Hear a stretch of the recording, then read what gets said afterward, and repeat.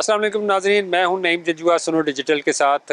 इस्लामाबाद में एक गैर मामूली छापा पड़ा था। एक चाइनीज़ सेंटर, कॉल सेंटर जिसको कहा जाता है। बज़ाहिर तो वहाँ पे वो कॉल सेंटर ही था जहाँ से कॉल्स करते थे। वो बेशुमार लड़के और लड़कियाँ वहाँ पे जॉब करते थे। एक बड़ी बिल्डिंग थी वहाँ पे।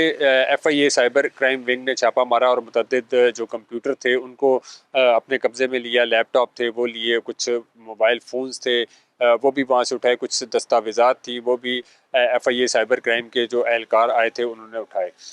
कहा यह जा रहा है कि बज़ाहिर तो ये एक कॉल सेंटर था जिसमें लड़के और लड़कियां कॉल्स का काम करते थे, लेकिन ये कुछ जब ये छापा पड़ा तो उसके बाद काफ़ी जो है वो सोशल मीडिया पे बहस व मुबाहिसा शुरू हो गया और इतलात ये आई कि इस कॉल सेंटर से जो है वो फ्रॉड की एक्टिविटीज़ की जाती थी। जो लड़के और लड़कियां मुख्तलिफ जो जिनको इस्तेमाल किया जाता था, बेसिकली चाइनीज़ जो है वो इसको चला रहे थे और इनको लड़के लड़कियों को जो इस्तेमाल करते थे वो बैरून ममालिक में डेबिट और क्रेडिट कार्ड जो हैं उनका जो डेटा होता था, जो उनकी रकूम होती थी उसको ट्रांसफ़र किया जाता था। किस तरीके से किया जाता था, कब किया जाता था और उनके पासवर्ड कैसे हासिल किए जाते थे, इस हवाले से तो FIA साइबर क्राइम विंग जो है वो तफ्तीश कर रहा है।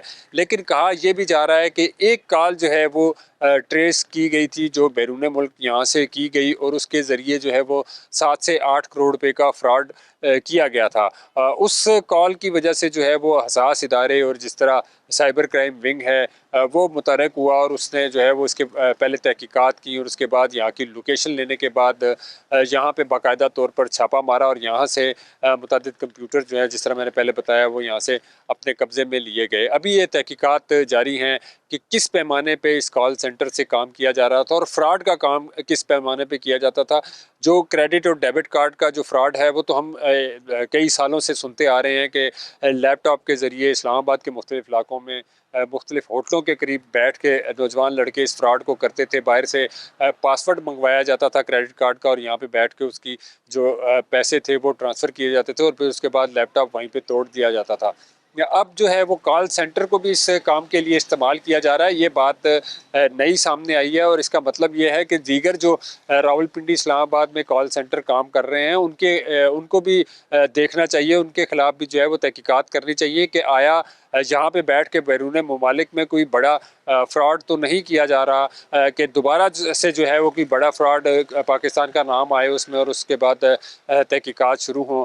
ये जो सामने आया है छापा, इसके बाद जो है वो हुकाम को सोचना चाहिए कि दीगर जो कॉल सेंटर हैं उनके बारे में भी जो है वो तहकीकात उनके हवाले से भी की जाए ताकि ये मामलात जो हैं ये सामने आ सकें। जब ये छापा पड़ा था तो हमने उस वक्त देखा, कुछ वीडियोस भी सामने आई। जो यहाँ पे लड़के और लड़कियाँ काम करते थे उनका ये कहना था कि कुछ अरसे से उनको सैलरी भी नहीं मिल रही। इस वजह से जो है वो कुछ तस्वीर और वीडियो सोशल मीडिया पे वो भी वायरल हुई कि जो यहाँ पे लड़के लड़कियाँ काम करते थे वो अपना कंप्यूटर, किसी के हाथ में चेयर लगी, किसी के हाथ में लैपटॉप लगा, तो वो जो है वो उस कॉल सेंटर से वो भी ले गए। अभी जो कॉल सेंटर है ये बंद है। 11 अफराद को हिरासत में लिया गया था, उसकी तहकीकात जो हैं वो जारी हैं।